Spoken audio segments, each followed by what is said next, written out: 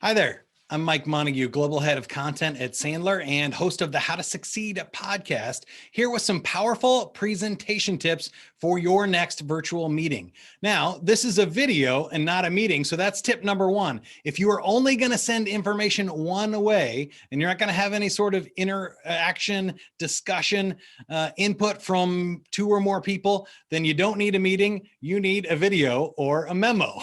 But if we're going to have meetings, there are some powerful tips that can help make them more productive. Number one, think about your presentation like a comic strip. It should tell an interesting story in a very short amount of time. And remember, in comic strips, they just use a little bit of dialogue. They use a little bit of headlines and some powerful images to tell you a quick story.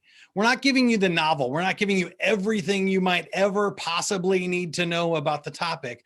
We're just giving you powerful highlights that tell an interesting and compelling story. And I think that's a powerful tip for our presentations. We don't need to provide our prospects and buyers with everything they might possibly ask for. We just need to give them the most interesting highlights. And an easy way to do that is to use simple images and headlines. The most common mistake we see salespeople make is that they include all of the bullet points and all the information and everything that the buyer might need to show somebody else.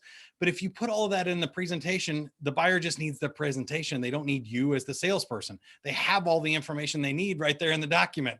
You could just email over the presentation and call it a day.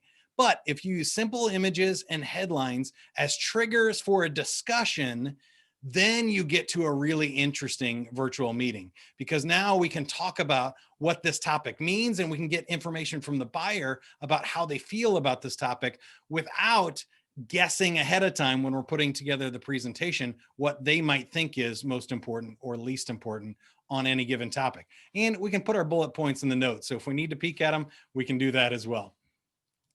Now, I've talked about it a couple of times already, but engaging your audience in the discussion is the most important part of a virtual meeting or presentation. So use the polls, use the chats, use breakouts, discussion rooms.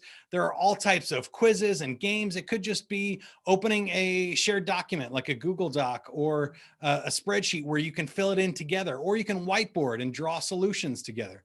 Both are great options to create a discussion and a co-collaboration of a solution, which is way more powerful than a diatribe and your prescribed presentation of what you thought was important. So all of those tools are great. It depends on what you're trying to do. If you need to gauge their interest, maybe you use a poll. If you need to co-collaborate on a solution, maybe you use a shared document, and use those tools to the best of your ability to engage your audience. Another powerful part of giving a presentation or a virtual meeting is making sense of complicated information.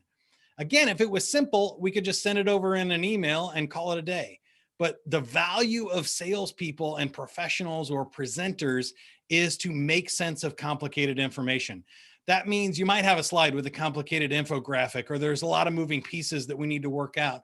Those are the complicated buying decisions that need our help as a salesperson. So bring value by helping simplify and organize complicated information for your buyers and prospects. Now, I love this slide. This is the no slide slide, which is an important part. We have a Sandler rule that says the best presentation your prospect will ever see, you will never give. Now, what that means is that it's not a presentation. We don't need any slides. We can have a really great discussion about what their next steps, their needs, their budget, their decision-making process is, all without any PowerPoint keynotes or slides whatsoever, even supporting documents, and we can get buying decisions that way. So only use presentations and PowerPoint slides when they add something to the value of the discussion. Otherwise, stop sharing your screen and just have a face-to-face conversation. It's a great way to have an interactive and engaged audience. Finally, you want to make sure that you end with a call to action. There needs to be some decision at the end of the meeting. There needs to be some reason for having the meeting in the first place, right? So all of these discussions, what did they lead to? Leave enough time at the end of your meeting to gain consensus and get a decision on what those next steps are. My call to action for you is, if you liked this tip, there is plenty more in the How to Succeed podcast. You can subscribe on iTunes, Google Play, or Spotify, or check out any of our free resources at sandler.com/sell. Good luck and good selling.